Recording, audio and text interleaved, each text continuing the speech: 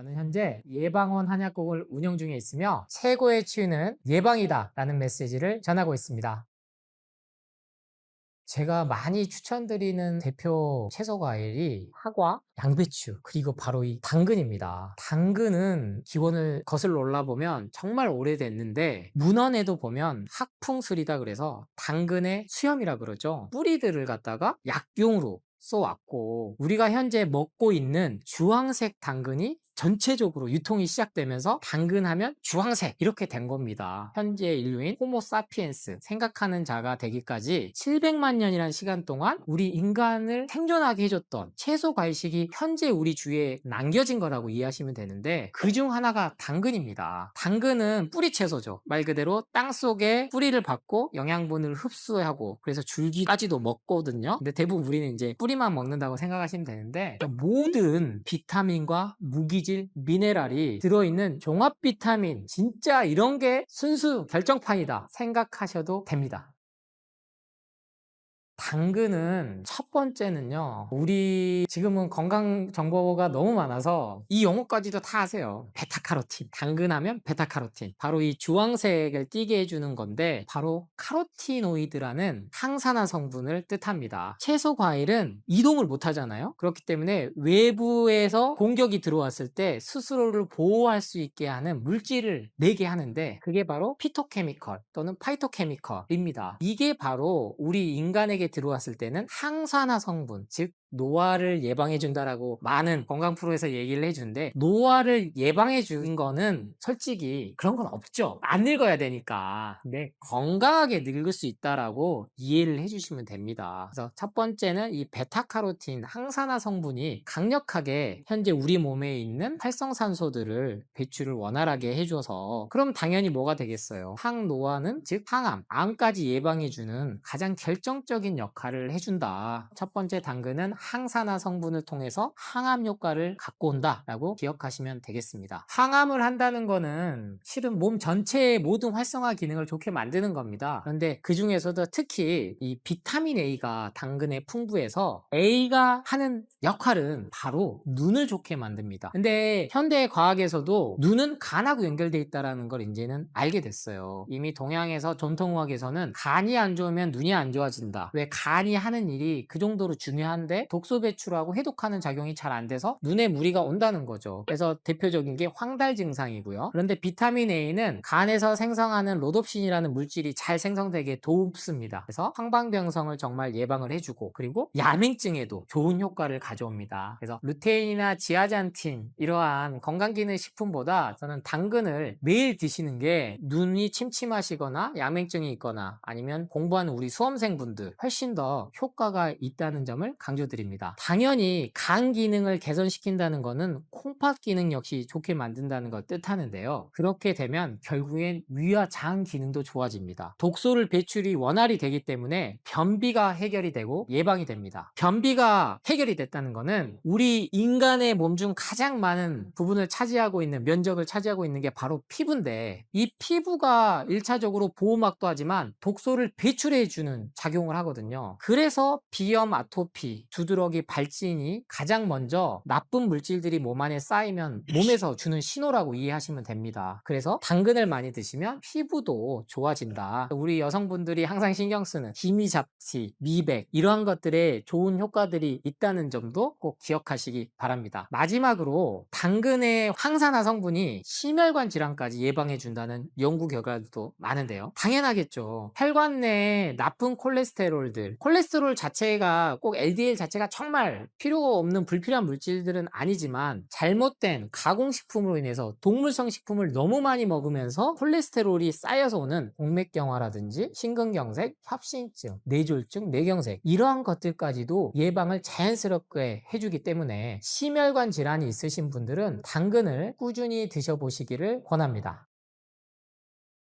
일단 당근은요, 껍질을 꼭 드시기 바랍니다. 사과도 마찬가지로 껍질을 이렇게 벗겨내는 문화가 오랫동안 있었어요, 우리나라에. 그래서 당근 역시 껍질을 벗겨냈었는데요. 실제로 이 껍질에 많은 영양분, 모든 채소 과일이 마찬가지입니다. 완전 세척이 돼가지고 껍질까지 잘 벗겨진 그런 당근은 가급적 구매를 피하시는 게 좋아요. 실제 그 당근이 당연히 손이 더 갔기 때문에 먹기는 편리하지만 비쌉니다. 그래서 흑당근, 정말로 흙이 묻혀져서 있는 그대로 온 당근을 흙 잘 씻어가지고 껍질째 드시는 게 중요하다. 그리고 이놈의 베타카로틴 지용성 성분 때문에 볶아 먹고 기름에 같이 먹으면 좋다. 이게 생긴 건 맞아요. 사실이에요. 근데 저는 말씀드려요. 당근 역시 모든 게 복합적으로 돼 있지 이 베타카로틴 하나 성분 때문에 우리 몸에 좋은 게 아니거든요. 저는 이렇게 접근을 해요. 이게 강조를 한 만큼 판매가 어디가 올랐을까? 올리브오일, 카놀라유, 해바라기유, 오일에 둘러서 먹어야 된다는 정보만큼 반대로 오일 판매량이 늘게 하는 정보도 없어요, 여러분. 그래서 더 이상 당근을 볶아 먹어야 돼, 삶아 먹어야 돼, 이런 고민하지 마세요. 말이 뭐 볶아서 먹고 익혀 먹습니까? 그냥 생으로 드셔도 된다는 얘기예요. 생으로. 살아있는 그대로 드시는 게 제일 좋아요. 근데 이것조차도 어려워하시니까 제가 주스 갈아 드시든 찻집에서 드시든 이 방법을 알려드리고 추천드리는 거다. 그래서 너무 이 먹는 방법에 당근은 빠져서 아우 생으로 먹으면은 뭐 다 잘못 먹는데 고도로 기획된 마케팅이라고 저는 봅니다. 여러분 그런 고민할 시간에 하나라도 당근 더 드셔보시길 바랍니다.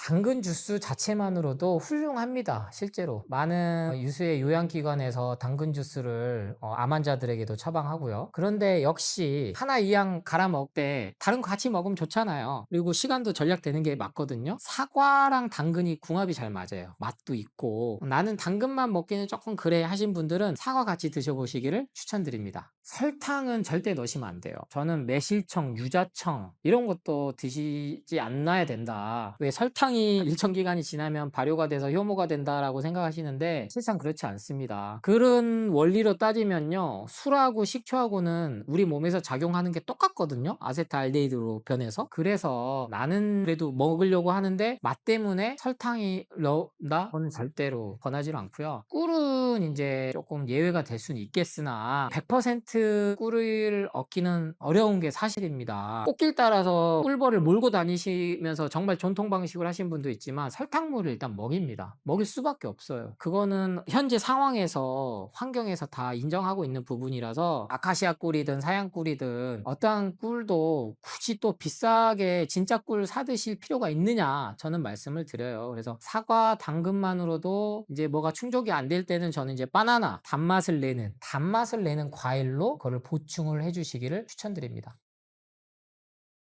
당근 역시 안 드시던 분들이 정말 드시면 첫 번째 변비가 해결됩니다. 왜냐면 가공된 죽은 음식들에만 길들여져 있다가 산 음식이 들어오면 위장이 먼저 반응을 하거든요. 그리고 일주일 정도 먹으면요 정말 눈이 맑아지는 게 느껴지실 거예요. 그리고 더 한 2주 3주 정도 되면 피부 트러블 있으신 분들도 많이 진정이 됩니다. 이게 살아있는 음식이 갖고 있는 힘이에요. 채소 과일식이 모두 다 이러한 항산화 성분, 카로티노이드, 폴리페놀 여러분 많이 들어본 이러한 것들이 다 들어 있습니다. 그래서 단일 성분들을 뽑아서 영양제로 먹었을 때는요 절대 이게 효과가 발휘되지 않아요. 이건 모든 제약회사가 알고 있는 진실입니다. 그런데 뭐 간단하게 먹을 수 있으니까 이거 사서 먹어봐. 팔기도 좋잖아요. 당근 팔아서 대기업 된 회사는 없거든요. 그래서 여러분들이 스스로 먼저 내 몸에 좋은 걸 이제 찾아서 드셔야 된다. 그래야 진짜 몸이 건강해지지. 가공된 걸로 인위적인 걸로는요 절대 간하고 콩팥은 그게 쌓이면 결국에는 아프게 됩니다. 그래서 당근도 절대 의심하지 마시고 한번 꾸준히 드셔보시기 바랍니다. 그런데 이게 참 생으로 저는 우적우적 씹어 먹는 거 제일 좋아하거든요, 당근. 그래서 이 식감을 어린아이들부터 좀 길들여 줘야 되는데 부드러운 거에 익숙해져 버렸어 이미 애들도. 빵 제일 대표적인 게 씹기가 싫은 거예요. 그래서 제가 이제 주스를 자꾸 권해드리는 건데 당근만 해서 먹기는 싫은 시간이 아까워요. 주스 만드는데도 분명히 시간이 드니까. 그래서 저는 이 명칭을 뭐 여러 가지가 이미 있잖아요. ABC 주스도 있고 당근 주스도 이미 나와 있는데 CAC 주스라는 명칭 명칭을 만들었습니다. 캐럿, 당근, 애플, 사과, 그리고 캐비지, 양배추. 이렇게 해서 CAC, 당근, 사과, 양배추 세 가지를 같이 드셨을 때 가장 몸에 시너지도 나고, 그리고 드시기 좋고 영양분 섭취도 완벽하게 하고, 갈아서 드실 때는 순서를 양배추 먼저 넣고 그 다음 사과 넣고 당근 넣으셔야 돼요. 당근 먼저 넣으면은 이거는 잘 갈리지 않거든요, 믹서기 성분에 따라서. 그래서 별도로 양배추 먼저 이렇게 갈고 사과 넣고 하면은 물을 안 넣으셔도 갈립니다. 근데 한 번에 넣는데 안 갈린다? 그럼 믹서기 성능이 조금 떨어진 거니까 하나씩 여러 번 윙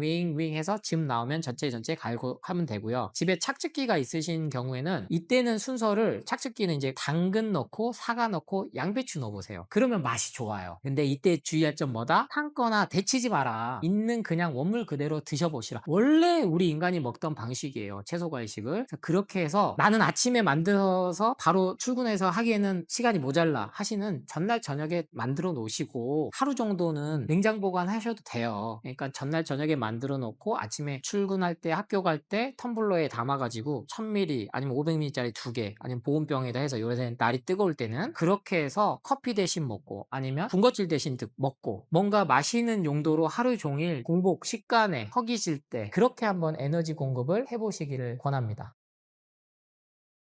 당근 많이 드시는 분 중에 다 그런 건 아닌데, 실제로 얼굴이나 이런 뭐 팔꿈치나 발바닥이 주황색 빛이 되신 분도 실제 있어요. 귤 많이 드시면, 특히 우리 어린아이들 제철에 이제 귤 많이 먹으면 발바닥, 손바닥 노래지는 경우 있잖아요. 당근 역시 베타카로틴 이 성분 때문에 그러는데 주황색이 조금 됩니다. 그러니까 황달은 눈이 노랗게 돼야 황달이에요. 얼굴이 이렇게 노랗게 된다고 해서 황달이 아니거든요. 그러니까 눈동자 자체가 노랗게 됐을 때가 황달이어서 문제가, 간에 문제가 생긴 거지. 근데 당근이 이제 베타카로틴이 혈류를 타고 많이 다니면서 이제 색깔이 그렇게 바뀐 건데, 이거는 또 양을 줄이면 자연스럽게 돌아와요. 전혀 건강에는 이상이 없기 때문에 당근을 많이 먹었을 때 나타나는 부작용은 현재 몸이 좀 주황색으로 바뀐다, 그거 정도예요. 다만 안 드시다가 드시면은 설사를 하실 수도 있겠죠. 당연히 몸을 깨우니까 적정량을 찾아주게끔 우리 몸은 이미 진화가 돼 있다, 살아있는 음식에 대해서. 당근 역시 살아있는 원물 그대로 먹던지 아니면 요리를 해도 빵에 막 이제 요새 당근 넣어가지고 유행하는 샌드위치가 있더라고요. 근데 저는 그렇게까지 빵을 드시고 싶으면 별도로 드신 게 낫다. 통밀빵이라든지 그런 빵으로. 자칫 밀가루하고 당근을 같이 드실 때는 소화가 안 되시는 경우도 분명히 발생하니까, 그럴 땐 당근은 죄가 없다, 가공된 식품, 탄수화물하고 같이 먹어서 문제가 생긴 거다라고 이해하셨으면 좋겠습니다. 실제 우리가 오랫동안 먹어왔던 음식들 중 정말 건강에 좋은 게 있습니다. 바로 채소과일식이죠. 그 중에 현대과학에 의해서 밝혀내진 게 당근인데요. 이 당근 역시 너무 먹는 방법에 중심을 두지 마시고 일단 하나라도, 손바닥 크기만한 하나라도 내가 오늘 하루 먹는다라는 그 실천에 의의를 두시고 꼭 한번 실행으로 옮겨보시기를 응원하겠습니다. 감사합니다.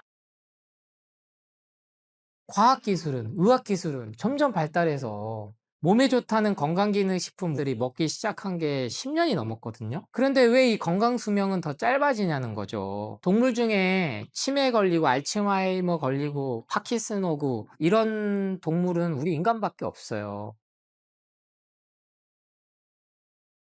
네, 뉴스에서 많이 접하셨을 거예요. 점점점 평균 수명이 늘어서 뭐 이제는 우리 한국 사람들은 환경 자체가 좋아져서 80세 이상, 기대 수명은 이미 90세에서 100세, 120세까지도 나왔고요. 그런데 안타깝게도 건강 수명이라는 게 등장을 해버렸습니다. 바로 아프지 않고 살 수 있는 나이를 뜻합니다. 뭐 아픈다는 기준이 여러 가지가 있겠지만 현재선 병원에서 진단을 받지 않는, 그리고 약을 먹지 않는 것을 뜻하는데요. 약 10년 정도 차이가 납니다. 평균 수명과 건강 수명이. 그리고 점점점 그 격차가 벌어질 걸로 보이는데, 그러면 최소한 10년 정도는 아프다가 가야 된다라는 걸 뜻하는데, 여기서 우리는 정말로 의아하다, 모순적이다라는 거를 질문을 던져봐야 돼요. 과학기술은, 의학기술은 점점 발달해서 몸에 좋다는 건강기능식품들이 먹기 시작한 게 10년이 넘었거든요. 그런데 왜 이 건강 수명은 더 짧아지냐는 거죠. 결국엔 답은 유전, 가족력이 아니라 먹는 음식에 있다는 겁니다. 생활 환경, 운동 생활 습관이 아니고 어떠한 환경에서 내가 무엇을 먹느냐가 가장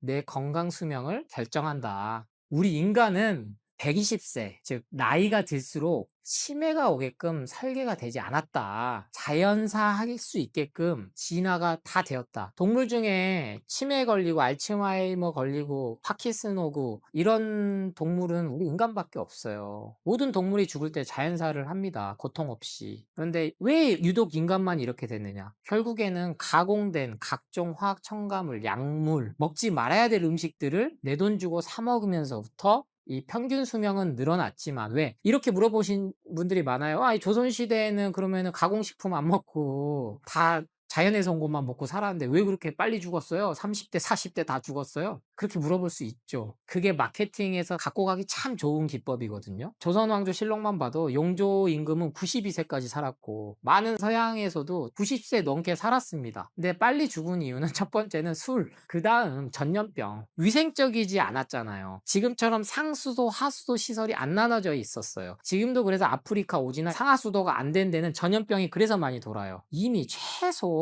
100만 년 전에 이미 설계는 끝났다. 그게 이제 지금 DNA, 여러분들이 많이 들었던 연기 서열, 게놈 프로젝트 때 밝혀졌고, 그런데 먹지 말아야 될 음식들로 그 이전에는 바이러스와 병균들, 농업혁명, 만년 전, 그리고 산업혁명 때문에 생긴 질환이에요. 인간이 많이 모이고 같이 살지 않았던 동물들을 가축으로 키우면서부터 생긴 질환들이거든요. 먹었던 음식들을 안 먹고. 그래서 가공 음식이 죄가 아닌 것처럼 건강기능식품이 마치 무병장수를 갖고 오는 것처럼 할 때 예전에는 다 빨리 죽은 건 이런 거 안 먹어서 죽은 거야 라는 마케팅 논리를 펴요. 근데 그게 아니다. 건강 수명조차도 이제는 원래 우리가 건강하게 살 수 있는 자연사 하는 수명까지 하려면 우리가 어떤 것을 먹고 사는지가 그 쌓인 하나하나의 선택, 하루하루가 모여서 어떻게 죽을 것인가를 결정한다는 것을 기억하셔야 합니다. 네, 진시황 그 만리장성을 쌓은 왕이 불로초를 찾아 헤매다 결국에는 본인은 40세도 안 돼서 단명했어요. 모든 인간의 꿈, 영생입니다. 현재 인류가 지구의 최상의 포식자가 될 수 있었던 것은 두뇌 발달, 뇌 발달을 선택해서이고 죽음을 인지하는 유일한 존재이긴 해요. 근데 인간은 이 죽기 싫어하는 것에서부터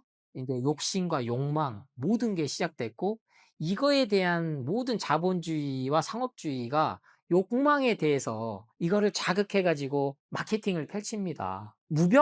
무병장수조차도 저는 욕심이라고 얘기하는데 나이가 들면 아픈 건 당연한 거죠. 그리고 노화를 막는 방법은 없어요. 아니 다 안 죽고 안 늙고 산다고 생각해 보세요. 그래서 특정 음식으로 약으로 건강기능식품으로 이거를 막는다는 것 자체는 이제 내려놓으셔야 된다. 우리가 원래 설계되었던 진화했던 때 먹었던 때로 돌아가면 됩니다. 그것은 채소 과일식을 먹어오면서 우리가 120살까지 살게끔 설계가 됐다는 겁니다. 산업혁명을 거치면서 전 세계로 대량화, 유통화시키면서 기업이 돈을 벌 수 있는 구조가 되면서부터 죽은 음식이 우리 몸에 들어오기 시작한 거예요. 제약회사 역시 다르지 않다. 약을 하나라도 더 팔아야 돈을 버는 건 마찬가지다. 그렇기 때문에 간단하고 편하고 뭐 안전하다라는 그 마케팅에 그리고 이걸 안 먹으면 마치 암이 올 것 같고 공포불안 마케팅에 끌려다녀서 죽은 가공식품에서 살아있는 채소 과일식으로 식단만 바꾸셔도 우리 몸이 가진 자연 치유력은 회복한다. 제가 채식주의자가 되라는 말은 절대 아닙니다. 가공식품의 비율을 줄이고 살아있는 채소 과일식, 통곡물,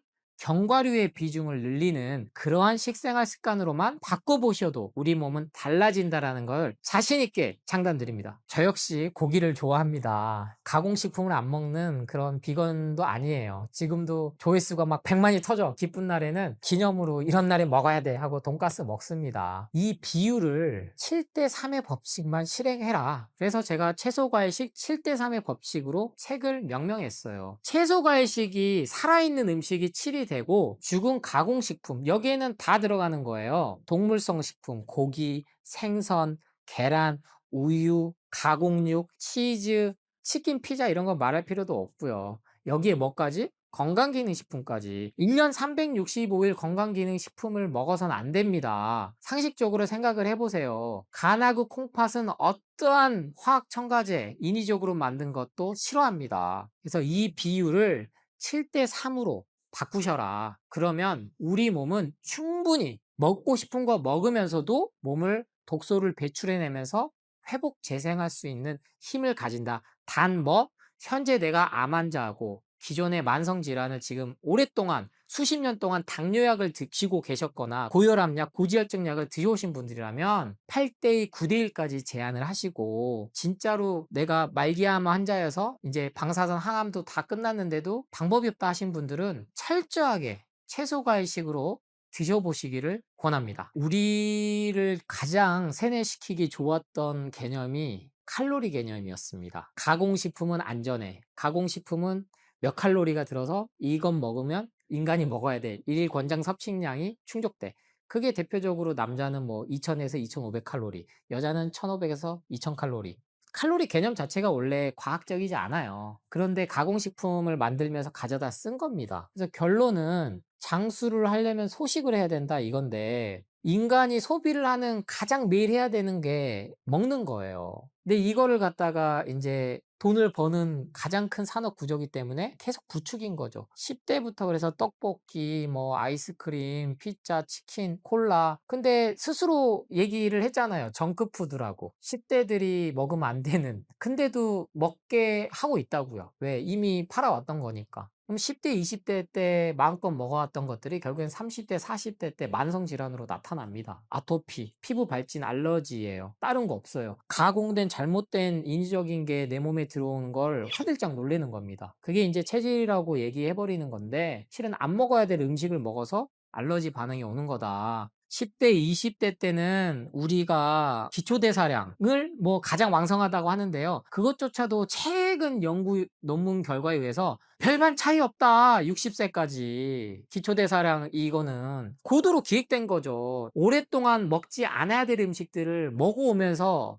염증으로 비만이 된 겁니다. 독소가 쌓여서. 근데 10대, 20대 때는 그게 적으니까 만성질환들이 없다가 30대, 40대 가는 거예요. 내가 먹는 것만 바꿔주면 몸은 회복된다는 거예요. 그래서 더 이상 병원에서 포기했는데 개복수술 했다가 다시 닫았는데 물 좋고 공기 좋은 곳 가서 몸에 좋다는 거 뭐? 채소과일. 특히 암 환자들이 즙을 많이 드시거든요. 그냥 채소과일 드시는 것보다 4배나 빠릅니다. 그것도 이제 현대 과학에서 밝혀낸 부분인데 그래서 암 환자들이 3개월 만에 다 포기한 경우도 사라져. 그분이 뭐 특별히 뭐가 있겠어요. 자연으로 다시 돌아간 거 그거 하나예요. 자연에서 온 거 먹고. 10대, 20대, 30대들 방심하시면 안 된다. 오랫동안 쌓여온 게 만성질환, 암으로 나타난 거다. 요새 병원에서 당뇨 전 단계라는 새로운 진단명을 만들어냈어요. 왜 만들었을까요? 약 처방하기 좋잖아요. 웬만한 사람은 다 당뇨 전 단계예요. 근데 당뇨약 먹어서 말로는 이미 다 확인됐거든요. 수십 년 먹었더니 손발 다 자르고 시력 상실되고 그런데도 당뇨 전 단계라는 또 다른 진단명을 확대해서 당뇨약을 또 처방하기 시작한다고요. 권한다고요. 여러분의 선택에 달렸습니다. 오늘부로 내가 어떠한 음식을 먹을 거냐. 제가 뭐 당장에 약을 끊어라 마라 그렇게는 하진 않아요. 다만 먹는 음식부터라도 바꿔라. 우리 몸은 반드시 회복한다. 이 자연 치유력의 핵심이 림프 시스템인데 이게 궁금하신 분들은 제 책을 한번 보시면 정말 쉽게 써놨으니까 림프 시스템을 이해하면은 아 나도 늦지 않았다. 나도 오늘부터 해보면 달라질 수 있다. 깨달으시길 바랍니다.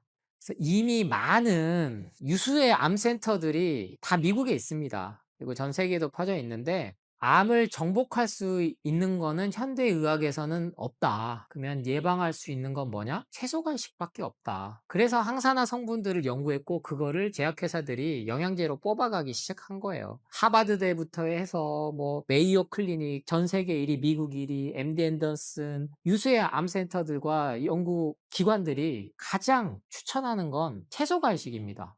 건강에 관심 가지시는 게 참 늦어서 안타까운 거예요. 10대, 20대 때 이런 영상 잘 안 보거든요. 한 살이라도 먹기 전에 채소 간식 많이 드시는 게 혈관 지수라든지 우리 병원에 잘하는 거 있잖아요. 혈관 지수는 혈관 나이는 몇 살 이런 거 예방해 줄 수 있고 항산화 정말 항노화를 해줄 수 있는 유일한 식단은 살아있는 채소 과일식이라는 게 현대의학에서 과학에서 검증됐다라는 사실 꼭 기억하시기 바랍니다. 이거 현대인 바쁘지 않아요. 예, 뭐가 바쁩니까, 솔직히. 근데 이 채소 과일식 역시 저도 고민을 많이 했어요. 어떻게 먹느냐? 여러 가지 동시에 먹는 게 제일 간단하다.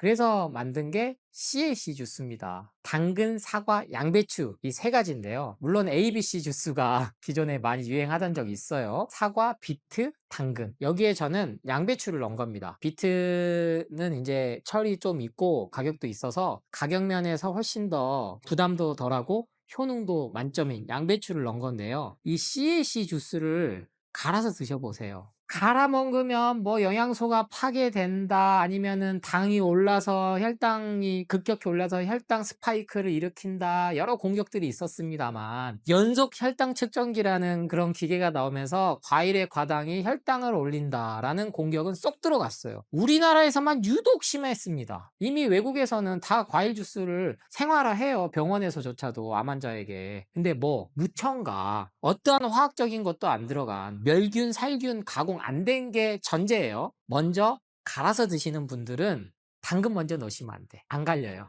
그래서 양배추를 넣을 때도 삶거나 데치지 마세요. 그냥 생으로 넣으세요. 한 통 1,000원밖에 안 해요. 세상에 유기농 양배추가 4분의 1 정도 썰어서 채를 썰어서 넣으시고 한번 가세요. 그럼 물 안 넣어도 돼요. 그러면 사과 다시 중가 1개 정도 껍질째 넣어야 됩니다. 껍질 벗기고 넣으시면 안 돼요. 썰어서 넣으시고 그래서 가세요. 그러면 즙이 물이 막 나와요. 그럼 마지막에 당근 한 채까지 안 써셔도 되고 4분의 1 정도 당근 2개 정도 넣으시고 사과는 중가였으면 1개, 소가는 2개 정도 넣으셔서 넣으면 주스가 돼요. 그러면 그 농도에 따라서 내 양에 따라서 이게 스무디처럼 먹을 수도 있고 이렇게 마실 수도 있고 떠먹을 수도 있고 기호에 따라서 맛있게 드세요. 절대 혈당 올리지 않습니다. 갈아서 드시든지 아니면 착즙기가 있어서 가볍게 나는 마시는 게 좋다. 왜? 착즙이 갈아서 먹었을 때 그냥 먹었을 때보다 4배나 흡수율이 빠르기 때문에 특히 암 환자분들은 이렇게 착즙으로 해 드시는 것도 저는 권해드려요. 무첨가 주스입니다. 그래서 CAC 주스 이것만 생활화하셔도 우리 몸은 달라진다. 당근, 사과, 양배추를 꼽은 이유는요. 모든 비타민, 무기질, 미네랄이 완벽하게 들어가 있는 겁니다. 그래서 사과 같은 경우는 이미 장수식품으로 모든 장수촌에서 전 세계 어딜 가도 찾을 수 있는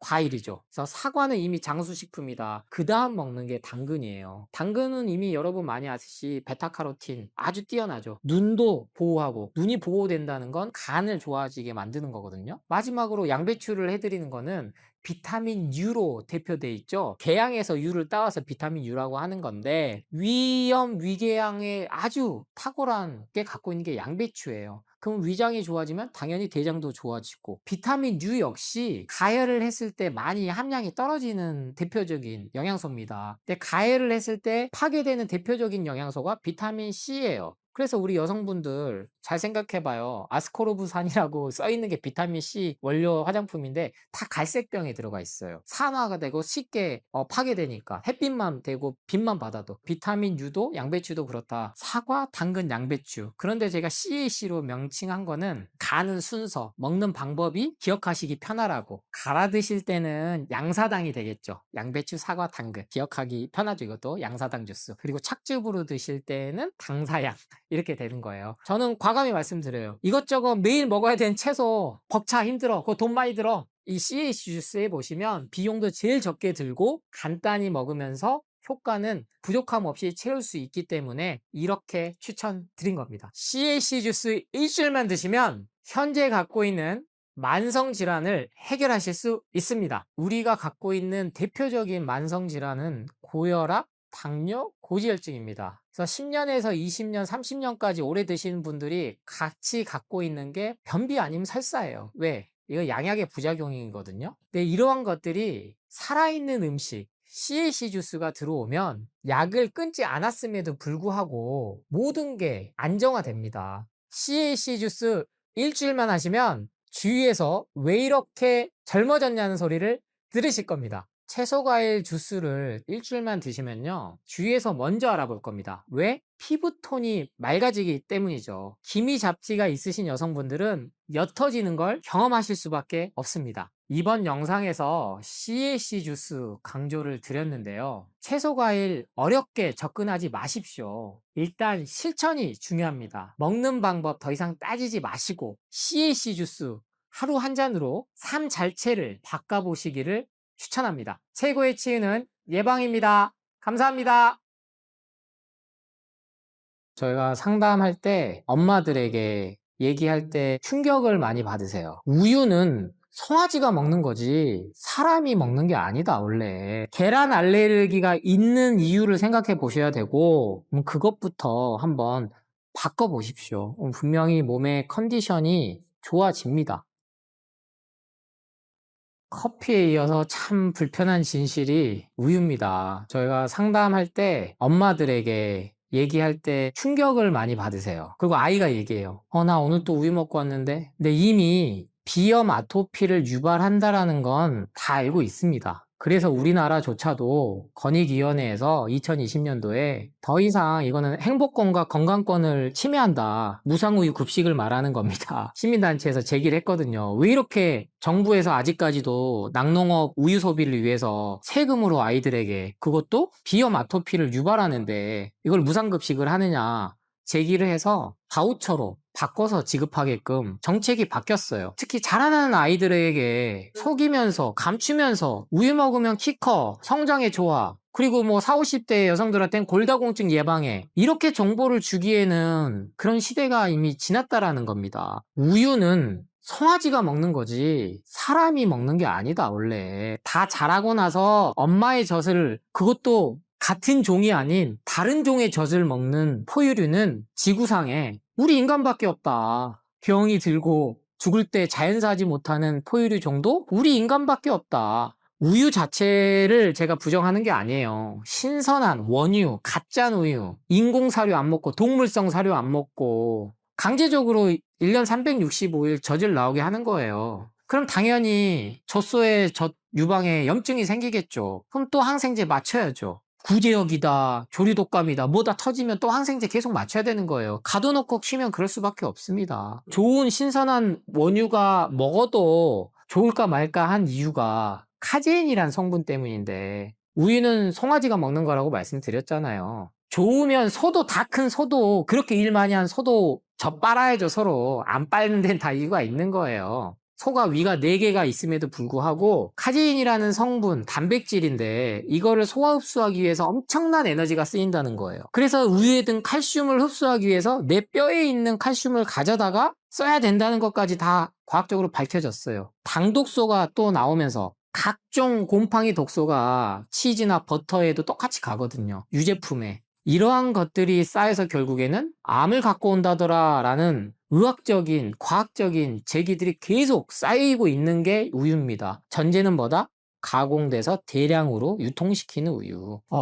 우리 아이 자녀가 비염 아토피가 이유 없이 계속 있다 하면, 첫 번째, 부모 중에 누가 담배 피는 사람이 없는지 살펴보시고, 두 번째, 유제품을 불필요하게 계속 먹고 있는 건 아닌지 확인해 보십시오. 우유 역시 이제는 정보를 잘 짜져 보시고, 그래서 무항생제 우유, 유기농 우유가 나온 거예요. 그러한 우유들을 드시는 게 그나마 낫다라는 말씀 드립니다. 현대 과학에서 전혀 상관이 없다라는 게 결론이 이미 났습니다. 성장이라는 게 지금 뭐 성장판 뭐 이런 것도 아직 현대 과학에서, 의학에서는 정복이 안 되는 영역이기도 해요.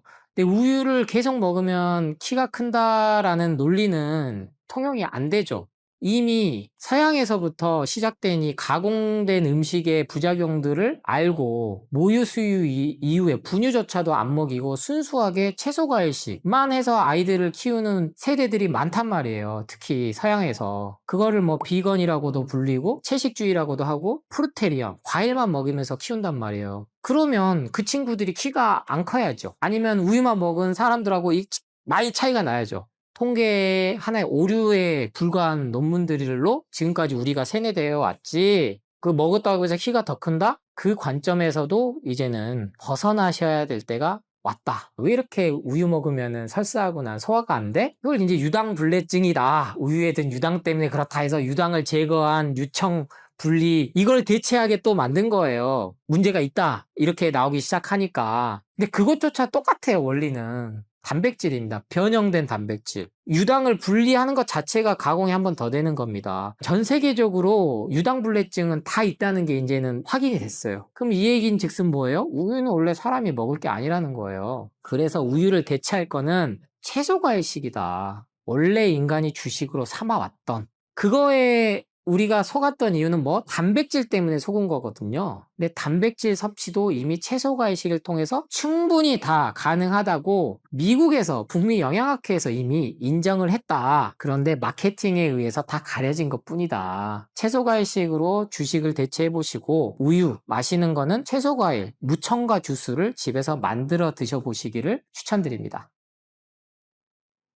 네, 계란도 완전 식품이라고 찬사를 받아왔죠. 식품은 자연에서 온 건 두 가지로 분류를 할 수가 있어요. 우리 인간이 먹는 식물성 식품과 그 다음이 동물성 식품입니다. 그럼 우리가 언제부터 이 동물성 식품을 이렇게 마음껏 먹어왔느냐? 만 년도 안 됐다는 겁니다. 농업혁명이 이루어지고, 근데 그때도 많이 먹지를 못했을 거 아닙니까? 1700년, 1800년대, 그때 돼서부터야 이게 유통이 되고, 거기에서 같이 들어온 것 중 하나가 계란이거든요. 동물성 식품에 속하는 것 자체가 문제가 생긴다는 걸 뜻합니다. 그래서 논란이 됐었어요. 노른자 많이 먹으면 콜레스테롤 수치를 높인다. 모두들 다 계란 노른자 빼고 흰자만 먹었어요. 2, 30년 또 슬그머니 지나니까 인과관계가 없다. 결론이 안 난 겁니다. 특히나 비소나 황이 계란에 들어가 있어요. 이걸 알려주지 않아요. 요거는 우리 몸에 중금속과 똑같이 작용을 합니다. 계란 알레르기가 있는 이유를 생각해 보셔야 되고, 계란을 끊었을 때 역시 비염이나 아토피나 여러 가지 알러지 질환이 좋아지는 경우가 많다는 건 그 사람들이 특별히 문제가 있는 게 아니에요. 원래 이게 소화 흡수가 잘 안 된다는 겁니다. 독소가 있다는 거예요. 고단백질이다라는 이유로 달걀을 나는 챙겨 먹어야겠다. 그 마케팅에 의해서 내가 모든 요리에 계란이 쓰이잖아요. 그것부터 한번 바꿔보십시오. 분명히 몸의 컨디션이 좋아집니다. 계란 역시 제가 처음 이런 문제 제기하는 거 아니에요. 이미 수십 년 됐습니다. 이 울타리에서 키우는 사육 환경 때문에 생긴 거거든요. 정말로 비윤리적이죠. 다 떠나서. 정말 우리나라가 커피에 이어서 치킨집도 매장 수가 많아요. 근데 이 치킨도 그렇고 계란도 그렇고 만들어내기 위해서 엄청난 사육을 시켜버렸단 말이에요. 얼마나 스트레스 받겠어요. 그럼 거기서 나오는 계란이 스트레스를 잔뜩 받고 나온 계란이 상태가 좋겠냐는 거죠. 선진국이니까 방목 환경을 만들어라. 방사형. 풀어라. 자유롭게. 넓은 크기의 사이즈에 따라서 좁으면 난각번호 2번을 크기가 넓으면 1번을 새겨라. 이렇게 정부에서 이제 규제가 들어갔어요. 이거 자체가 그러니까 문제가 있다는 겁니다. 그러니까 언론도 조심스러운 거예요. 그래서 마트만 가도 목초 먹이고 먹인 키운다. 사료가 아니고 동물성 사료가 아니고 왜냐면 막 급격하게 살찌워야 되고 막 하니까 돈을 쓸 거면 난각번호의 1번을 드신 게 낫다. 그러면 나머지 2번, 3번, 4번 선의의 피해자가 나올 수 있겠죠. 근데 바뀌어야 됩니다, 환경이. 많이 미흡한 게 사실입니다. 그래도 시행했다는 것 자체가 아주 큰 의미를 주는 거거든요. 그래서 한 번 더, 계란에 있는 이 난각번호가 이런 의미구나. 백날 기능식품 사 먹어봤자 다 아프잖아요, 지금 여러분. 그 돈 쓰지 마시고 차라리 한 알에 1,500원, 2,000원짜리 과감히 돈을 쓰셔라. 그런 게 더 몸에는 좋다. 계란은 정말 이렇게 유통이 많이 되는 게 요리에 다양하게 쓰여서예요. 안 쓰인 데가 없습니다. 그런데 뭐든 가공이 되면 특히나 후라이팬에 식용유에 달걀 후라이 해서 태워 먹는 게 가장 최악이라고 말씀을 드려요. 계란은 가급적 삶아서 가공을 다른 2차, 3차 안 하고 있는 그대로 드시는 게 가장 좋습니다. 계란은 제일 많이 먹은 게 제 기억에도 토스트, 빵과 같이 먹는 계란은 최악의 조합이에요. 계란이 고단백질 식품인데 탄수화물, 그것도 가공된 탄수화물이 문제예요. 탄수화물과 단백질은 우리 몸에서 분비되는 소화효소액들이 달라요. 계란은 그렇게 이해를 해주시고 같이 먹으면 좋은 건 뭐니 뭐니 해도 채소과일이죠. 가장 좋은 궁합이니까 하나를 먹더라도 건강하게 드셔보시기를 추천드립니다. 옳고 그름을 따지면요, 정말 머리 아파요. 지금이라도 현명한 소비자가 돼 보십시오. 평생 드시지 말라는 게 아니에요. 내 몸이 회복할 수 있는, 자연 치유할 수 있는 시간을 가져보시고 일주일이라도 죽은 음식 대신에 살아있는 음식인 채소 과일식을 꼭 드셔보신다면 달라진 내 몸을 통해서 가장 건강하고 효율적인 식단이 뭔지를 체감하시게 될 겁니다. 그 경험 꼭 하시길 함께 응원하겠습니다. 커피 공화국이라고 해도 과언이 아닙니다. 여러 가지 항산화 성분이 있어서 노화를 방지하고 피부를 좋게 하고, 그런데 커피는 이미 1990년대에 발암물질로 등재가 돼 있었습니다. 카페인은 약물이에요. 나는 커피 마셔도 잘 자는데 아무 이상 없는데 하시는 분들은요, 이미 카페인에 중독됐고,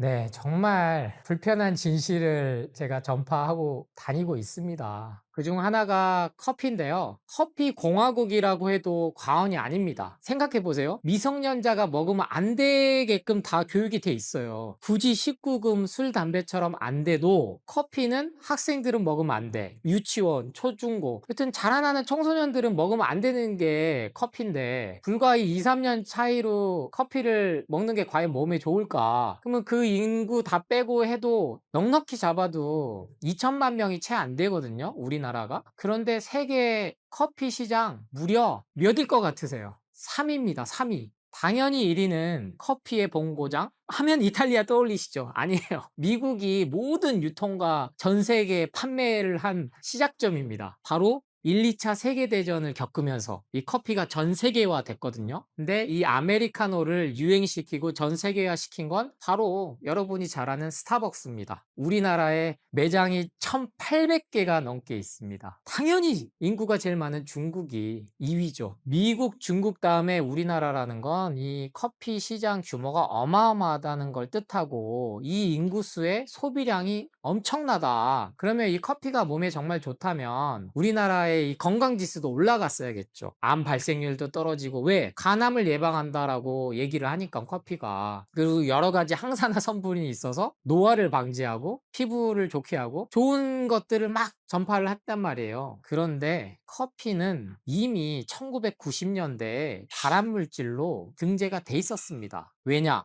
기본적으로 태운 게 커피거든요. 여러분, 고기 태워 먹으면 안 좋은 벤조피렌 나오고, 튀긴 음식인 대표적인 감자튀김엔 아크릴아마이드 나오고 다 아시잖아요. 근데 이 커피는 태웠다란 인식 자체를 못 하신 분이 실제 많아요. 콩을 로스팅해서 나왔다라고 모르신 분도 심지어 있습니다. 그래서 매장 가서 이 투명한 통에 든 시커먼 것 자체가 커피라고 생각하시는 거예요. 그런데 콩을, 원두를 로스팅 130도에서 많게는 230도까지 고열까지 해서 구워서 태운 게, 그게 바로 여러분이 현재 먹고 있는 커피의 원료가 됩니다. 저 역시 커피 사업을 했었기 때문에 이렇게 자세히 말씀을 드리고 위험성에 대해서 강조를 드릴 수가 있는 거예요. 자, 여러분이 생각하는 것 이상으로 커피의 위험성에 대해서 알고는 드셔야 한다. 그래서 커피는 1990년대 발암물질로 이미 등재가 됐다가, 왜? 태우니까 빠졌다. 왜 빠졌을까요? 이게 건강에 무해해서 빠진 게 아닙니다. 술, 담배,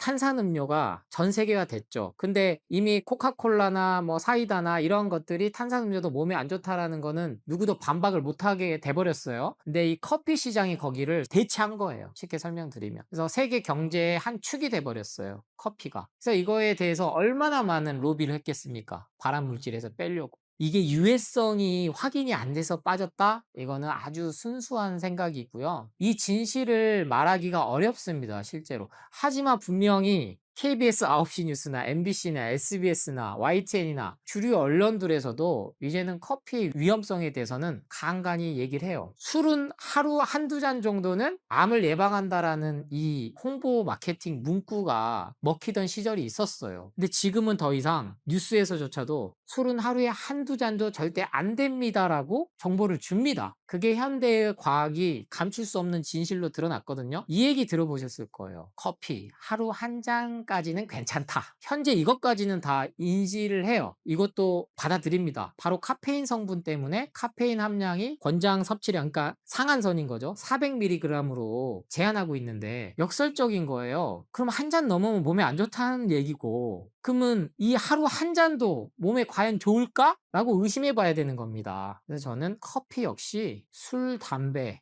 탄산음료와 마찬가지로 결국에는 다시 발암물질로 들어갈 거다. 왜? 태웠을 때 나오는 벤조피렌과 감자튀김에 나오는 아크릴아마이드가 로스팅 과정에서 나오거든요. 이거는 부인할 수 없는 사실입니다. 그래서 이러한 것들을 어느 정도는 아시고 커피를 드시더라도, 하루 한 잔을 먹더라도, 아니면 매일을 먹더라도, 첫 번째 커피처럼 중독이 되는 거는 이제 카페인 성분 때문인데, 이건 더 이상 음식이 아니라 약물입니다. 카페인은 약물이에요. 그래서 커피도 약물인, 정말 이게 중독을 일으키는 기호식품도 아닌 식품도 아닌 약물로 접근을 해야 된다. 그래서 19금 딱지가 붙어서 결국에는 야, 이거 발암물질 있어. 선택은 너희가 해. 우리는 다 알려줬어. 정부에선 책임 안 져. 그렇게 될 날이 수년 내에 온다는 진실을 알려드립니다. 네, 저도 이제 채소과일식 책 내고 나서 유튜브를 시작을 했어요. 그래서 커피에 대해서 제가 이렇게 얘기를 하다 보니까 관련 알고리즘이 뜨더라고요. 그럼 믹스커피의 좋은 점에 대한 영상이 막 돌아요. 그것도 누가 보내주세요. 뭐 이제 시청자나 구독자분들이 이런데 어떡하나요? 우리나라가 지금 세계 10위 선진국이잖아요. 여기까지 되기에는 정말 많은 분들이 노력이 있었어요. 그 중에 무시 못할 것도 믹스커피가 맞습니다. 우리나라에서 최초로 개발했어요. 그래서 정말 수출도 많이 하고 있고, 그런데 의사들도 공통적으로 지금 하는 말은 믹스커피는 먹지 말아요. 환자가 물어볼 때 아메리카노는 한 잔까지는 그냥 먹어. 아유, 한 잔까지 먹지 말라고 하면은 막 계속 물어보거든. 왜요? 그때 한 잔은 된다는데요. 그러니까 한 잔 드세요. 이렇게 얘기하는데 믹스커피는 일단 끊으세요. 특히 당뇨, 고지혈증. 병원에서 그렇게 얘기하는 거는 왜 또 그런 거는 안 믿고 드시냐는 거예요. 이게 자본주의 상업주의다. 자본주의 상업주의가 있어서 민주주의가 있다고 저는 생각해요. 그래서 제가 이런 얘기도 할 수 있는 거예요. 저는 마케팅의 일환에서 그 시나리오가 좋은 거 썼어. 나쁘지 않아? 그걸 비난할 생각은 전혀 없어요. 정말 쇼츠 보면요, 제가 봐도 야, 먹고 싶다. 먹어도 되겠다. 다시 먹어도 되겠다. 믹스커피를 막 칼로리 열량 개념으로 설명하고 탄수화물, 단백질, 지방, 프림은 야자수, 불포화 지방산 막 그럴싸한 얘기들로 막 도배를 해요. 약 팔 때 하는 얘기예요. 약 팔 때. 약장수들의 기본입니다. 사람 홀리게 만드는 거. 그거 보면 먹어도 되게끔 세뇌가 되는 거예요. 그럼 안 그래도 먹고 싶은 거 안 좋다 그래서 참고 있는데 누가 먹어도 돼. 하루 한두 잔은 먹어. 세네 잔까지 먹어도 돼. 이 말 해주면요. 아유, 좋아하고 먹게 되는 게 사람 심리거든요. 근데 그 결과는 책임지지 않아요. 돈 번 사람들은 책임지지 않습니다. 간혹 그러신 분도 있어요. 믹스커피 난 30년 먹고 50년 먹고. 근데 그러신 분들 사례들요, 그거는 1억 분의 1 확률이고요. 근데 지금은 3명 중에 1명이 안 걸린다는데 그 암의 원인이 벤조피렌 아크릴아마이드라는 거는 밝혀졌는데, 또 동시에 폴리페놀 때문에 간암 예방한다고 간암 환자한테 커피 한 잔 먹으라고 하는 게 뭔가 이거는 모순적으로 안 맞다라는 판단 정도는 이제는 우리가 하실 수 있어야 된다. 적어도 대한민국 국민이라면 그 정도의 사고는 가질 수 있어야 된다. 약물이 가장 무서운 게요, 수십 년에 지나서 몸에 그 부작용이 축적된다는 겁니다. 저는 이제 약대에서 결심을 한 것도 실은 제가 커피 사업하면서 몸이 안 좋아져서 시작을 한 거거든요. 처음에 몰랐죠, 저도. 32살인 젊은 나이에 관상동맥 조영술까지 받을 정도로 심장 통증이 심하고 모든 불면, 두통, 피부 발진, 그러한 것들이 커피로 인한 거라고는 상상조차 안 했습니다. 근데 2, 3년 동안 꾸준히 직접 로스팅하고 블렌딩하고 매일 마시고 에스프레소 그 독한 거 먹고, 그 당시 때는 그 누구도 저에게 말해주지 않았어요. 그 로스팅할 때 나오는 연기가 폐암을 유발할 수 있다는 얘기조차 안 해줬어요. 그냥 저는 향긋하니까 다 맡았습니다. 그래서 무서운 겁니다. 모든 현재는 고지혈증, 뭐 스타틴 계열의 약물이 오랫동안 써봤더니 이게 섬유나 관절 근육통을 갖고 온다는 이 부작용들을 하나씩 다 인정하는 것처럼 급격하게 바로 나타나는 수 있는 게 약물의 부작용이거든요. 그런 약들이 이제 퇴출이 하나씩 되죠. 근데 수십 년 동안 써봤더니 이게 몸에 부작용을 갖고 온다. 그럼 또 약이, 신약이 계속 개발되고 대체가 되는데, 약물에 쓰는 우리가 대표적으로 먹는 아세트아미노펜, 여기에 가까이 알고 있는 여러분 다 먹는 우리 코로나 때 먹으라고 했던 타이레놀 여기에 카페인 성분이 들어가 있어요. 이게 이미 간암을 유발한다라는 게 밝혀져서 유럽 같은 경우는 쓰지 못하게 처방을 자제하도록 공고가 돼 있는 상태고요. 얼마나 우리 이걸 무분별하게 또 조금만 머리가 아프고 조금만 생리통이 오면 먹습니까? 그 결과들이 결국에는 간암, 자궁암 여러 가지로 간다는 건 다 알고 있거든요. 그런데 이 커피는 외면하는 거예요. 앞서 설명드렸듯이 시장 규모가 엄청나게 크거든요. 그래서 2018년도 캘리포니아 고등법원에서 커피에 발암 물질이 있으니 경고 문구를 알려라 니네. 앞으로는 이대로 그냥 팔면 안 돼. 니네 어떻게 하려고 이렇게 그냥 애나 어른이나 노인이나 다 먹게 이렇게 파는 거야. 그런 취지로 판결을 내렸습니다. 물론 미국은 로비가 합법화된 나라입니다. 몇 년간의 엄청난 그 로비에 의해서 그거를 실행으로는 옮겨지지 않았어요. 하지만 그 결과 우리나라도 2020년에 드디어 식약처에서 공고사항을 합니다. 커피에 발암물질이 있어. 그러니까 니네 0.8 ppm 이하로 나오도록 좀 신경 써줘. 유럽은 0.4 ppm이에요. 우리나라가 2배 더 크죠. 그러니까 이게 대표적인 물질이 제가 말씀드린 아크릴 아마이드지, 벤조피렌이지 그 외에 수천 종류 담배랑 똑같이 나옵니다. 왜 태우기만 한 게 아니고 이게 산패가 되거든요. 로스팅한 순간부터 그 기름이 나와요. 근데 그걸 또 한번 에스프레소로 압축을 해요. 갈아요. 여기다가 또 라떼 만든다고 우유에 단백질을 또 넣어요. 단백질 변성이 일어나요. 이거를 헷갈리실 수 있는데 당독소라고 하거든요. 당뇨할 때 당이 아니고 단백질이 변성될 때 나오는 물질을 당독소라고 해요. 이러한 것들이 하루아침에 나타날 수가 없다. 그러면 매일 내가 모르고 먹는 하루 한 잔이 무서운 게요. 하루 한 잔으로 안 그친다는 겁니다. 커피는. 누구 만났다고 커피 마시고 또 잠 안 자야 되니까 공부해야 되는 커피 마시고 하루 한 잔 드시는 분들은 반드시요. 금방 하루 3잔, 4잔 드세요. 그러면 이게 쌓이고 쌓이면 결국엔 저는 우리 한국의 20, 30대 여성들이 가장 커피를 많이 소비하는데 갑상선 기능 저하증, 항진증이 같이 올라가고 있는 원인과 멀지 않다. 이건 누군가는 계속 진실은 이런 불편한 진실은 얘기해야 담배도 발암물질로 지정되기까지 엄청난 소송전이 난무했습니다. 담배 회사들이. 왜 의사들이 그 당시에는 1970년대까지만 해도 의사 가운 입고 나와서 담배를 피면서 담배 광고 해줬거든요. 커피 애호가들. 저도 물론 커피를 얼마 좋아했겠어요. 지금도 커피 마시고 싶을 때가 있습니다. 근데 하루 한 잔도 무심결에 이걸 계속 먹었을 때 다른 데서 원인을 못 찾는 게 문제예요. 분명히 내가 아프다면 저는 커피부터 끊어보시기를 권합니다. 우리 인간의 몸은요, 자연 치유력이라는 게 있어요. 이게 이제 항상성이고 면역 시스템이고 림프 시스템이고 이런 자세한 게 있는데 이런 것들을 알려드리고자 제가 채소간식이라는 책을 썼던 거고 그거를 치유시킬 수 있는 유일한 방법이 채소간식이거든요. 근데 커피는 무서운 점이 이거예요. 이게 누구는 먹을 수 있는 체질이고 누구는 아니다 이런 거 얘기 들으셨을 거예요. 바로 커피 한 잔만 한 모금만 마셔도 바로 그날 밤 잠 못 자시는 분이 분명히 나타나요. 이게 커피가 규제가 어려운 게요. 로스팅에 따라서 이게 천차만별로 결과가 나타나기 때문이거든요. 그래서 이게 방법이 없어요. 제가 아무리 이거를 방법이 있을까 해도 그냥 19금 붙이는 수밖에 없어요. 담배랑 똑같거든요. 담배도 이게 수십 종류, 수백 종류가 나오잖아요. 그래서 커피는 이 특정 물질을 카페인으로 얘기를 하는 건데 또 그런 분들이 카페인을 섭취를 안 하면 그냥 좋아지거든요. 그게 우리 인간이 가진 자연 치유력이다. 그런데 카페인을 분해하고 효소할 수 있는 물질이 내가 특별히 많으니까 착각하는 거예요. 그만큼 간하고 콩팥이 더 일을 많이 하는 겁니다. 그래서 안 좋은 물질, 즉 암 예방하는 가장 첫 번째 좋은 방법은 안 먹어야 될 음식부터 제한하시면 우리 몸은 그만큼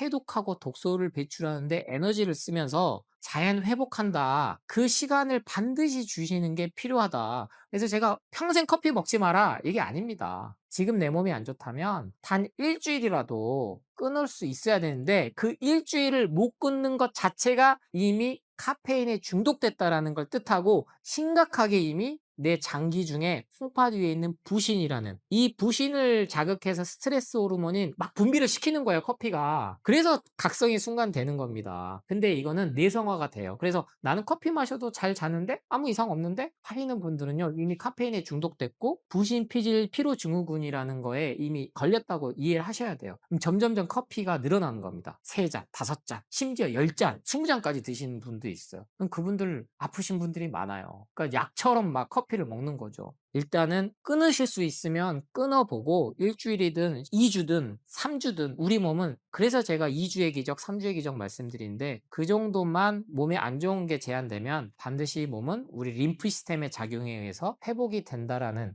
내 몸에 대한 믿음과 신념을 꼭 가지시기 바랍니다. 그럼 왜 이렇게 우리가 커피를 많이 마시게 됐냐? 마시는 문화가 생겨버린 거예요. 원래 차 문화는 있었죠, 인류가. 그런데 이 차 문화를 커피가 대체했는데, 녹차, 홍차보다 더욱 강력한 이 카페인, 녹차에도 홍차에도 카페인이 있거든요. 근데 녹차에 중독되시는 분은 없어요. 이게 기전이 달라서 그런 거예요. 커피 자체가 완전히 로스팅을 하면서 변형되면서 생기는 이 단백질 변성 때문이라고 이해를 하시면 되는데, 이 마시는 거를 대체를 해줘야 된다. 근데 저는 과감히 추천드려요. 집에서 주스해 드셔라. 커피 끊고 싶으시면. 밖에서 사 드시는 건 안 돼요, 대신. 그래서 채소, 과일, 주스 갈아서 드시든 착즙해서 드시든 그렇게 대체하면 커피를 끊으실 수 있는 가장 빠른 방법입니다. 그러니까 특별한 다른 차나 이런 거 찾지 마시고 그냥 물 드세요 하는 건 무책임한 얘기고요. 채소, 과일 주스 신선한 살아있는, 절대 당 걱정 안 하셔도 됩니다. 당뇨 환자들조차도 걱정 안 하셔도 된다는 거는 제 얘기가 아니에요. 많은 자연치유 사례들이 쌓여 있는 게 진실이기 때문에 한 번은 해보시고 그렇게 커피를 살아있는 채소, 과일 주스나 착즙으로, 즉 무첨가 주스죠, 대체해 보시기 바랍니다.